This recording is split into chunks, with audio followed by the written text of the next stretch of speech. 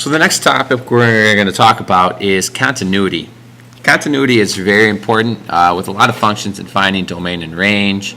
It's also very important as you look into the future and to subjects like calculus. Continuity has a lot to do with a lot of the topics that you'll talk about in calculus. So we'll talk about it now and set a solid foundation for it.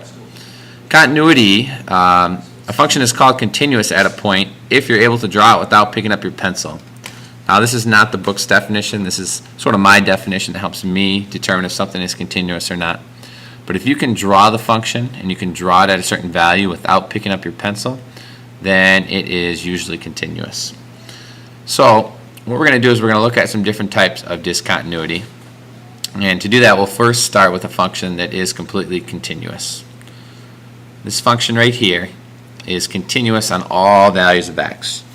So we've got some squiggles going on in there, but at no point do we have to pick up our pencil to draw any part of it.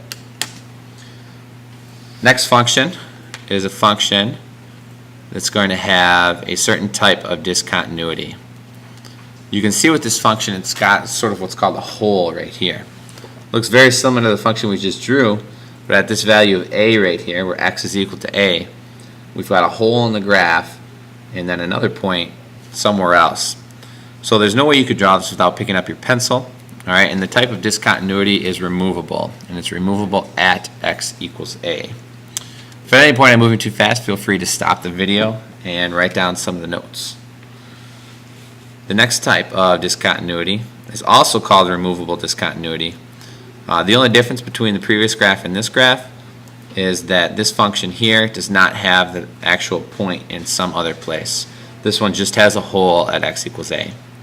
Okay, and again, it is called removable discontinuity. These last two graphs are called removable discontinuity primarily for the fact that you can take a point and remove it, and then it's discontinuous. So you remove that point, and then it's removable discontinuity. All right, and you can make it into a continuous function by replacing that point and putting it back in.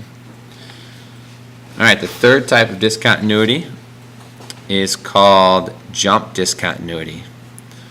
With this graph at the x equals a value, the graph not only has a hole in it, but it completely jumps from one value to another value. So you're moving along this graph, and all of a sudden we hop up to here.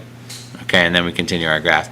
So you can see why it's called jump discontinuity. You got to jump in there, and that's about it. With these functions, you see it a lot of the times with piecewise functions. So if you see a piecewise function, you might want to check and see if it's continuous or not. Next. All right. Our next type of discontinuity is infinite discontinuity. With this function, you get an asymptote a lot of the time at your value. All right, and so what happens is you're drawing your graph, and then you're going to decrease without bound towards negative infinity. And then all of a sudden on the opposite side of a, you're up at positive infinity and coming down to the other side. All right, with this function, it is discontinuous. There's no way you can draw it without lifting your pencil.